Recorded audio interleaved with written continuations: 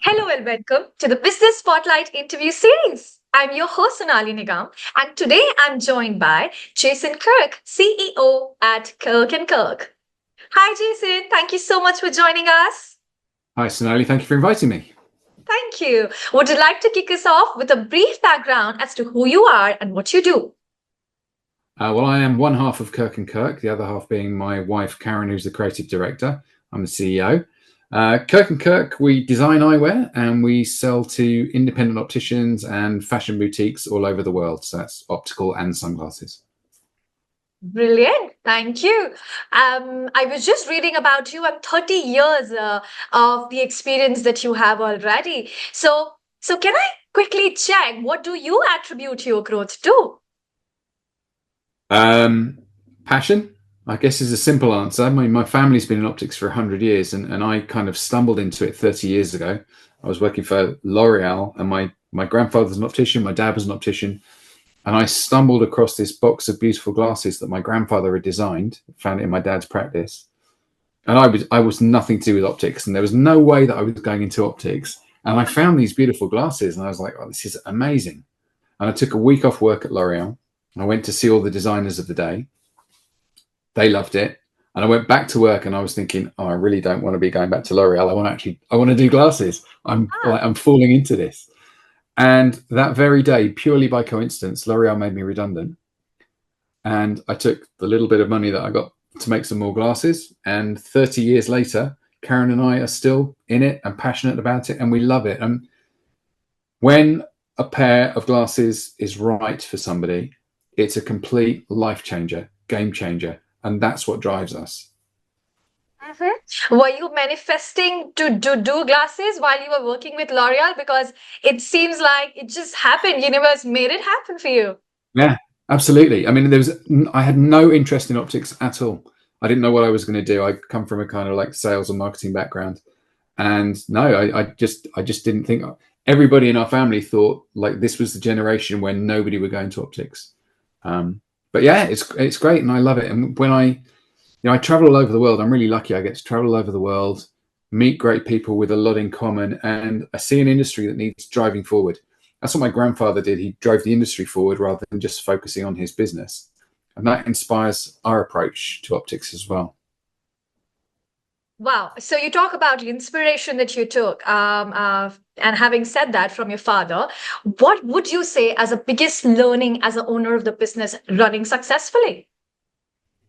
Hmm, that's a really good question. I think the biggest learning is that nobody makes it easy for you, and you have to really grab the bull by the horns, believe in what you're doing thoroughly, and believe in yourself, and surround yourself with great people that fill in the gaps. I mean, there are some things that I'm fairly good at, but most of the things that are involved in running a business, I need help. I need somebody else. And so I've learned over the years to bring in great people around me. And I think Karen would say the same thing. Wow. When you talk about bringing the right kind of people around you to help you work, um, so if I talk about what qualities do you look for in employees, or how do you foster a positive and productive work environment? Because you said it's the right kind of people that you work with Yeah. helps you quite a lot. So, yeah. It needs to be people that are well, obviously it needs to be people that are good at what they do, but there's more than that. There's integrity and commitment and belief. Yeah, over the 30 years we've worked with quite a number of people, but actually it's a very small number of people when you consider that it's 30 years. So finding good people that will get absolutely involved in the business, that are committed to you. We've had the opposite experience as well over the years. We've had investment from people who didn't necessarily share our vision. It's a nice way of putting it. Yeah. Um, and so we've seen both sides of the coin. When it goes right, it's really, really right, and people stay with you for a long time, and they share your journey, and you share beliefs, and you share values, and that helps drive the business forward.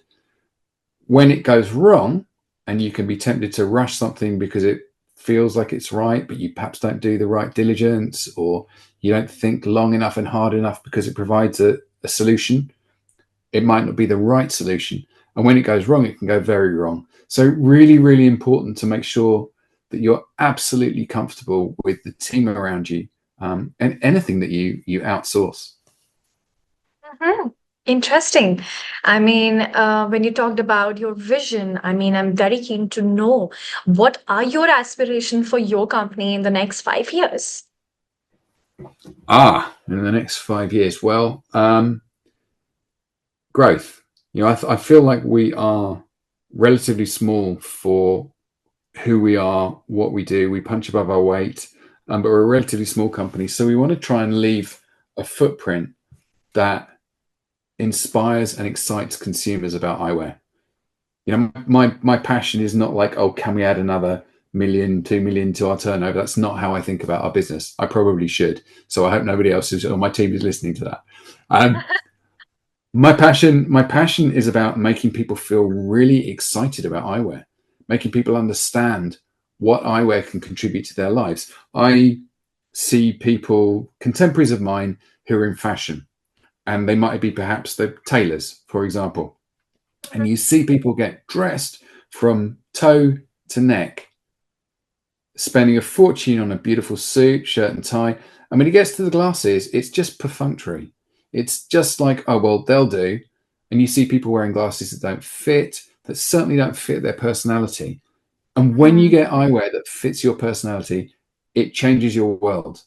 It projects something about you, it expresses who you are and allows you to walk into a room for people to understand you or want to understand you. And so eyewear is so, so important. And I guess in the next 5 years, I want to make more steps towards people understanding that. Jason, by just hearing what you've been saying so far, it feels you're so energetic and so clear with your view, and so excited to bring out the best for the people to buy. So I'm sure every business have challenges, really. Of course, even when you talk about growth or when you try and build the right form of team. So, what challenges are you facing currently in business, and how you plan to address them? Well, I think a lot of small businesses are facing challenges at the moment. So we went through COVID and we had actually a lot of growth and a lot of success through COVID. So we have a product that's distinctive, that people get really excited about. So when everybody was sitting at home on their sofa, shopping from their sofa, or needing a real reason to get off their sofa and potentially risk their health and go outside, we provided a product that you needed to touch and feel and try because it was new and different. Yep. So we saw 40% growth during the year of COVID, which was phenomenal. Yeah. And then after COVID, we saw our production facilities really struggle with illness going through the production line. So we had very interrupted production and delivery. So that was very difficult, which we're getting past now. But so many businesses, so many of my contemporaries that I talk to are still dealing with hangover issues from COVID. Like money that we borrowed post COVID that government provided is massively expensive. Trying to get hold of finance right now is hugely expensive for companies. And Hmm. even government finance has got a massive premium because it comes through private companies. So Hmm. that kind of finding finance that is at a reasonable rate for you to grow your company is difficult. And I can't let that question go without mentioning Brexit, which has been a complete and utter nightmare, not just for moving goods around, but for administration and in the basic emotional way that European clients and potential clients see British companies now. There's a distance and a lack of understanding as to why we behaved the way we did, and shot ourselves in the foot. So those are the real challenges that I think companies like ours are facing right now. Having said that, if you wanted to ask me what are the good things, there's a lot of good stuff going on, and we are growing. We are hitting new markets. We're opening new markets, new territories. We're seeing a lot of excitement around the brand. We've just done a major trade show in Paris, which sets the tone for the next 8, 12 months. Hugely successful, 50% up on last year. That's just in the sales, and then the opening of new markets is the thing that's the most exciting and encouraging. Wow. I mean, we talked about the challenges, but the way you are trying to navigate them through with all the good things, I mean, we are definitely, be able to deal with it in a best manner by putting the best foot forward. That's what I feel, based is what you said. So we touch base on the business. We touch base about your team. We touch base about the important aspects of the businesses, how you work within it. How about to talk about your personal life? So, how do you balance a personal life with the demands of running a business? And, strike that perfect balance, really. Well, a perfect balance would be nice. So Karen and I, as I said, we're married. We've been married for over 30 years, and we work from home as well. And I'm afraid our home is not big enough for us not to see each other during the whole day. So we're constantly like working closely with each other, and it's great. That works really, really well. Um, Mhm. the reality is, it's very difficult to switch off when you're running your own business. It's Yes. very difficult to lie in the morning. It's very difficult to have a weekend. Um, but we have outside interests, and we have two grown-up kids that keep us distracted, but are also kind of like passionate about our business, even if they're not particularly involved. Like our eldest, for example, Eden, is a graphic designer. He has his own studio called Hydrate Design, and they contribute to the work that we do. So you could say that there's a fourth generation involved in Yeah. optics, which is really nice as well. But yeah, well, I mean, sport, lots of cultural interests and stuff like that keep us distracted, and it's important to find those moments of distraction. One thing that I do that was suggested to me a couple of years ago was I leave my phone downstairs at night, and I make sure that for the last hour before I go to bed, I don't look at my laptop, I don't look at my phone, I don't look at anything worky. And I make sure that when I wake up in the morning, Karen and I, if the weather allows us, and we live in Brighton, so quite often it does, if the weather allows us, we'll be up at like 6.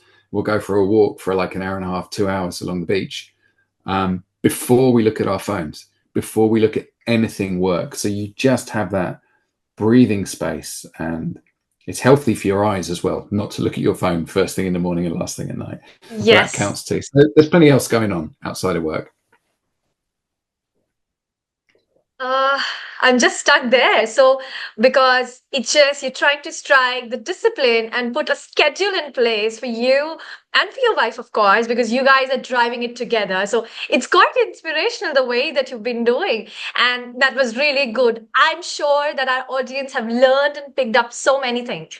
So, is there any closing remark before we wrap up, or any last minute tip that you would like to share with our audience? It is really difficult to start your own business from scratch and to run a business from scratch. Um, and the sort of advice that I would give is probably not the advice that I was given or the advice that I would have taken when I started my own business at 26 with Karen. Um, I would say to people, have everything in place. Like, if you've got an idea and you believe in that idea, you can go out and convince other people it's a good idea, and you can get it financed properly so you don't spend your time looking for finance, for example, when you want to be selling glasses or selling whatever product it is you do. But the reality is not that. The reality is that if you have a great idea and you believe in it, you tend to run with it. You tend to go with it, and you kind of like scratch your way through and find a route through. Now, if I was going to advise somebody, I would say stop, get everything in place. But frankly, no, not really. If you believe in it, be Yeah. aware of those challenges that are coming up. I think as long as you're aware of what you're going to face and you can preempt them, you Uh-huh. shouldn't hold yourself back. If you've got a dream, pursue that dream. Go for it. Pursue the dream and just don't hold yourself back. Just walk forward with the dream in your eyes. So that was brilliant. Thank you so much for your time today, Jason. It was great meeting you and learning more about your journey. To everyone watching, I look forward to see you in my next episode. Thank you. Thank you so much, Jason. Thank you. Bye bye. Thank you.